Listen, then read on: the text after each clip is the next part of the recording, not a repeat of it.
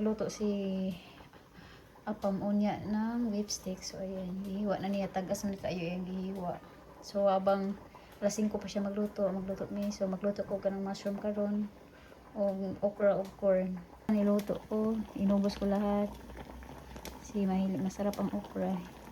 Pero ako sa ko ni palit, sa ko ni palit karon og kanang ampalaya og ni kanang igplanting stem na yun. Og daan og corn part ni sa beef steak. Hindi magluto ko karon og mushroom. Niluto na sa butter. So ayan, nilagyan ko lang siya ng sugar. Lutuon po nato ning mushroom. So mo ditong butter nga gamiton.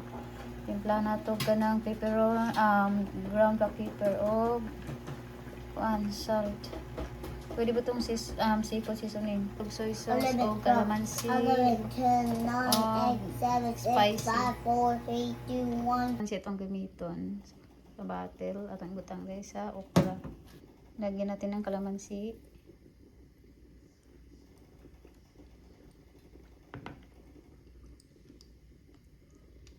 That's it. Hot spicy powder. Magkuha tagamay na natong iligo sa okra para halang. Ayan. Nagdagan pa nato. That's it.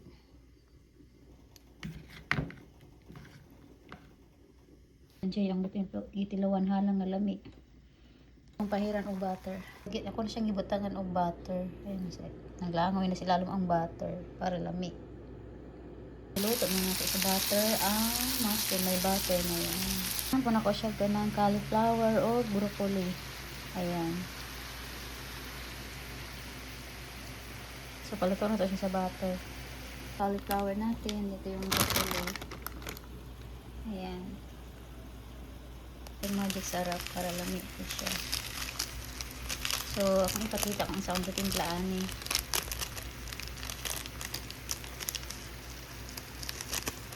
Akong butter para mo sabaw siya para mapaluto lang sa broccoli o cauliflower. Black pepper ginatimpla na ako sa ating mushroom o cauliflower o broccoli. Ayan, kani siya all seasoning for seafood. Tinimplan ko rin, tapos salt, ayan, asin. Yan yung magic sarap. Paluto na natin yung broccoli sa butter. Hindi ko siya sinasabawan kasi magsasabaw lang siya ng sarili niya. Paluto na.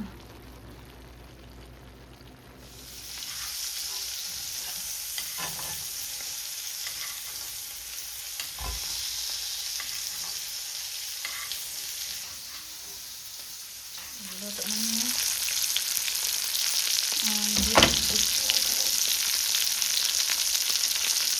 Paluto na yan eh. Magsabaw sa iya ha.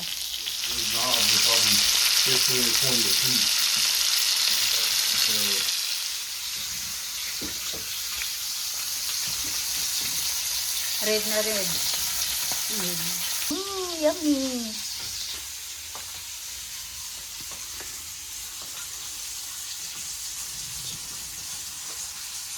Chip boy yan, chip boy.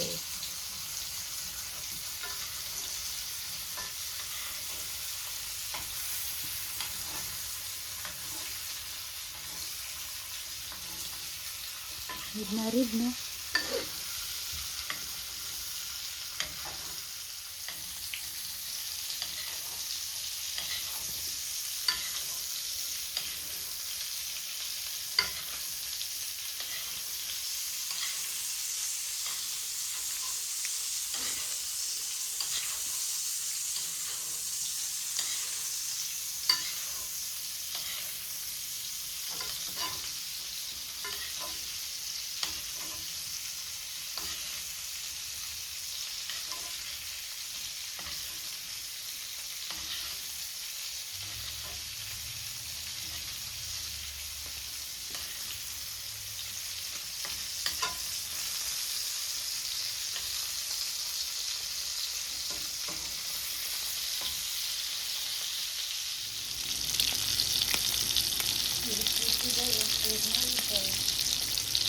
So mag-display siya kasi gawin ng itlog.